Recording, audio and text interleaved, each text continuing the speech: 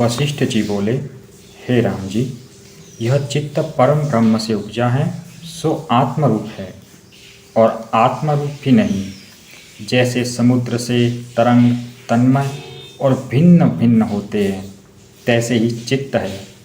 जो ज्ञानवान है उनको चित्त ब्रह्म रूप ही है, कुछ भिन्न नहीं। जैसे जिसको जल का ज्ञान है उसको तरंग भी जल रूप भासते हैं, और जो ज्ञान से रहित हैं उनको मन संसार भ्रम का कारण है। जैसे जिसको जल का ज्ञान नहीं उसको भिन्न भिन्न तरंग भासते हैं, तैसे ही अज्ञानी को भिन्न भिन्न जगत भासता है और ज्ञानवान को केवल ब्रह्म सत्ता ही भासती है। हे राम जी, ज्ञानवान अज्ञानी के उपदेश के निमित्त भेद कल्पते हैं। अपनी दृष्टि में उनको सर्व ब्रह्म ही भासता है। मन आदि भी जो तुझको भासते हैं वे ब्रह्म से भिन्न नहीं, अनन्य और शक्ति रूप है। उससे अन्य कोई पदार्थ नहीं। सर्वशक्ति पर ब्रह्म नित्य और सर्व और से पूर्ण अविनाशी है और सब ही ब्रह्म सत्ता में है। सर्वशक्तिमान आत्मा है। जैसी उसको रुचि है वही शक्ति प्रत्यक्ष होती है और सर्वशक्ति रूप होकर फला है। जीवों में चैतन्य शक्ति ज्ञान, वायु में स्पंदता, पत्थर में जड़ता, जल में द्रवता, अग्नि में तेज, आकाश में शून्यता, स्वर्ग में भाव, काल में नाम, शोक में शोक, मुदिता में आनंद, वीरों में वीर, सर्ग के उपजाने में उत्पत्ति और कल्प के अंत में नाश शक्ति आदि जो कुछ भाव अभाव शक्ति हैं सो सब ब्रह्म ही की है।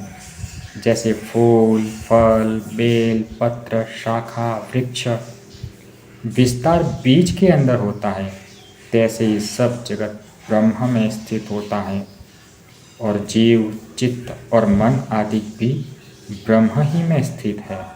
हे राम जी, जैसे वसंत ऋतु में एक ही रस नाना प्रकार के फूल फल टहनियों सहित बहुत रूपों को धरता है, तैसे ही एक ही आकाश ब्रह्म चैत्यता से जगत रूप हो भासता है और उसमें देश काल आदि कोई विचित्रता नहीं। संपूर्ण जगत वही रूप है। वह ब्रह्मात्मा सर्वज्ञ नित्य उदित और बृहत् रूप है। हे रामचंद्र, उसी की मनन कलना मन कहती है। जैसे आकाश में आग से तरुवरे और सूर्य की किरणों में जल भासता है, तैसे ही आत्मा में मन है। हे राम जी, ब्रह्म में चित्त मन का रूप है और वह मन ब्रह्म की शक्ति रूप है। इसी कारण ब्रह्म से भिन्न नहीं, ब्रह्म ही है। ब्रह्म से भिन्न कल्पना करनी अज्ञानता है।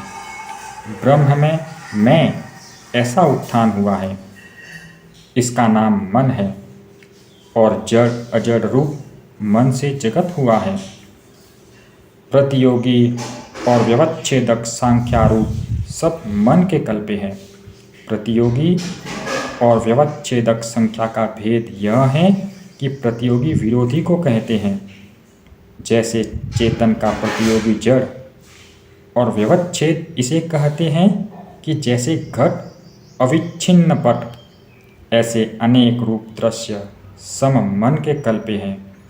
जैसे जैसे ब्रह्म में इंद्र ब्राह्मण के पुत्रों की नाई मन दृढ़ होता है, तैसे ही तैसे भासता है। जैसे समुद्र में द्रवता से तरंग चक्र हो भासते हैं, तैसे ही शुद्ध चिन्मात्र में जीव फूरने से नाना प्रकार का जगत हो भासता है, परंतु कुछ हुआ नहीं, ब्रह्म ही अपने आप में स्थित है। जैसे तरंगों के होने और मिटने में जल एक ही रस रहता है, तैसे ही जगत के उपजने और मिटने से ब्रह्म ज्यों का त्यों है। जैसे सूर्य की किरणों में दृढ़ तेज से जल भासता है, तैसे ही आत्म तत्व में विचित्रता भासती है, परंतु सदा अपने आप में स्थित है। हे राम जी, कारण कर्म और कर्ता जन्म मरणादि जो कुछ भासते हैं सब ब्रह्म रूप हैं, ब्रह्म से भिन्न कुछ नहीं, और आत्मा शुद्ध रूप है।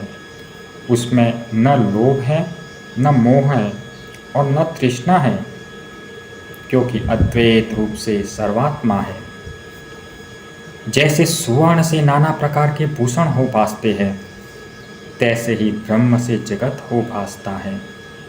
जो ज्ञानवान पुरुष है उसको सदा ऐसे ही भासता है, और जो अज्ञानी है उसको भिन्न भिन्न कल्पना भासती है। जैसे किसी का बांधव दूर देश से चिरकाल पीछे आवे, तो वह देश काल के व्यवधान से बांधव को भी अबांधव जानता है, तैसे ही अज्ञान के व्यवधान से जीव अभिन्न रूप आत्मा को भिन्न रूप जानता है। जैसे आकाश में दूसरा चंद्रमा भ्रम से भासता है, तैसे ही सत्य असत्य रूप मन आत्मा में भासता है। उस मन ने शब्द अर्थ रूप भिन्न भिन्न कल्पना रची है, पर आत्म तत्व सदा अपने आप में स्थित है और उसमें बंध मोक्ष कल्पना का अभाव है।